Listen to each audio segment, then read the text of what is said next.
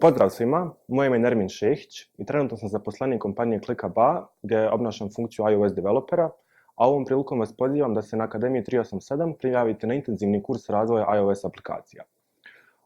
Tokom 5 sedmica koliko će trajati kurs, naučit ćemo sve što vam je potrebno da samostalno objavite vašu aplikaciju na App Store, a potim podrazumijevamo objektno orijentisano programiranje, MVC strukturu koda, učenje raznih frameworka koje iOS u sebi sadrži, te adaptive layout koji će omogućiti da vaša aplikacija izgleda jednako dobro na svim uređajima koji pokreću iOS.